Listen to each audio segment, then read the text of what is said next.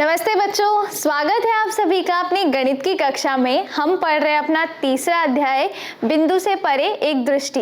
और पिछले सत्र में बच्चों हमने शतांश के बारे में जाना था। शतांश का तात्पर्य है 100वां अंश या 100वां भाग, यानी जब एक इकाई के हम 100 हिस्से कर देते हैं तो वो एक हिस्सा शतांश कहलाता है।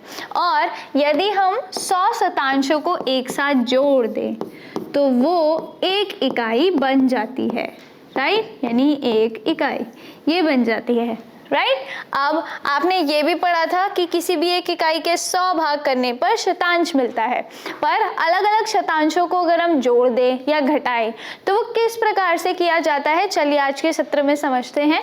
सबसे पहले एक प्रश्न हमारे पास है 15, 3/10, 4/100 और 2 पूर्ण 6/10, 8/100 का योग क्या होगा। अब देखिए यहाँ पर हमारे पास जो नंबर दिए हैं, संख्याएं दी है, इसमें पूर्णांक भी है, दशांश भी है और शतांश भी है।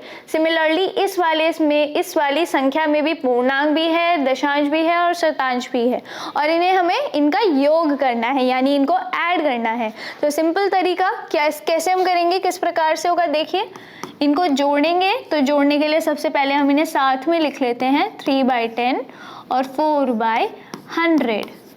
और योग है तो हमें ऐड करना होगा 2 होल 6/10 एंड 8/100। अब इन्हें जोड़ेंगे तो सिंपल आप क्या करेंगे, पूर्णांक से पूर्णांक जोड़ेंगे, दशांश से दशांश जोड़ेंगे और शतांश से शतांश जोड़ेंगे। जोड़िए 15 और 2, इनको आप एक साथ ग्रुप करके लिख लीजिए, 15 + 2 और प्लस ऐसे ही यहाँ पर 3/10 प्लस 6/10, इसको भी हम जोड़ लेंगे।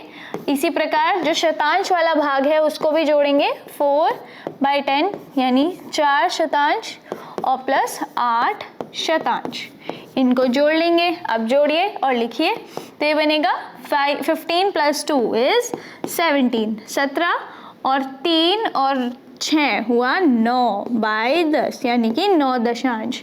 ऐसे ही 4 और 8 को जोड़ करके बनता है 12, तो ये बनेगा टोटल 12 शतांश। 9/10 यानी 9 दशांश और 12 शतांश, ये बना हमारा इन दो संख्याओं का योगफल। समझ में आया? सिंपल। आपको क्या करना है, जो आपके पास पूर्णांक है उन्हें साथ में जोड़ लीजिए, फिर दशांशों को साथ में जोड़ लीजिए, जो आपके शतांश है उन्हें जोड़ लीजिए, दशांशों को एक साथ, शतांशों को एक साथ और पूर्णांक को एक साथ।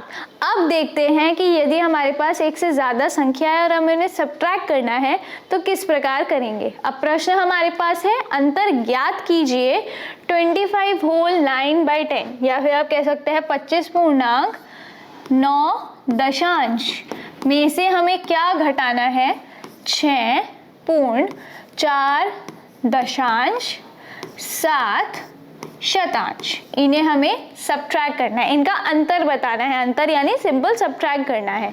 तो करिए। अब देखिए सिमिलर तरीके से जिस प्रकार से हम दशांशों को सब्ट्रैक्ट करते थे वैसे ही हमें शतांशों को भी माइनस करना होगा।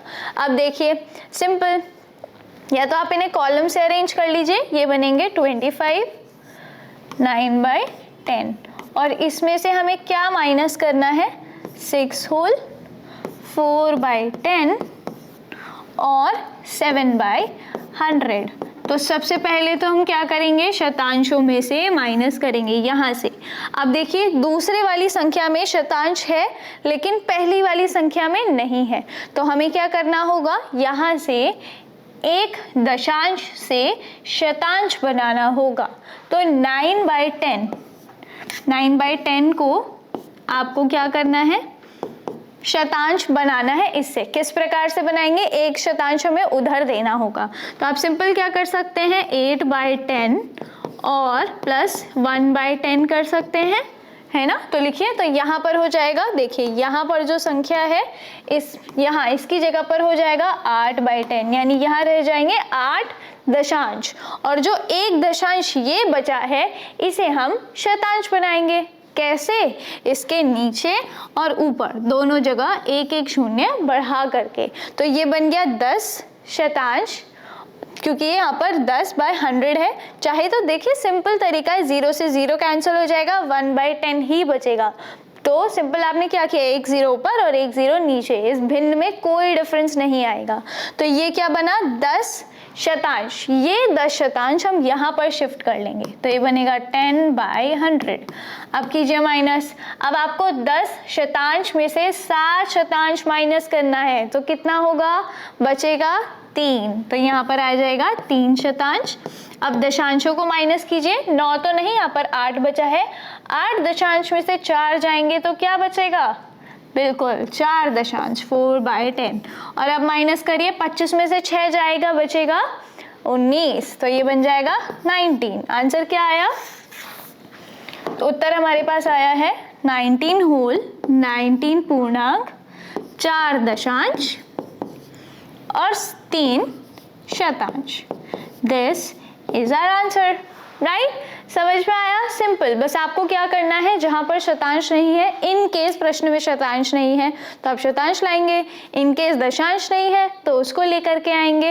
ऐड आप ऐसे ही कर सकते हैं, बट जब सब्ट्रैक्शन की बारी आएगी तो आपको इंट्रोड्यूस करना पड़ेगा। गॉट इट बच्चों। चलिए, तो आई होप कि समझ में आया होगा इस प्रश्न को हम किस प्रकार से हल करेंगे। आज के सत्र को यहीं पर समाप्त करते हैं। जुड़ने के लिए धन्यवाद। और हाँ, आप पाठ्य पुस्तक में जो प्रश्न दिए गए हैं उन्हें हल करके प्रैक्टिस जरूर कीजिएगा। मिलेंगे आपसे अगले सत्र में। जुड़ने के लिए धन्यवाद। नमस्ते।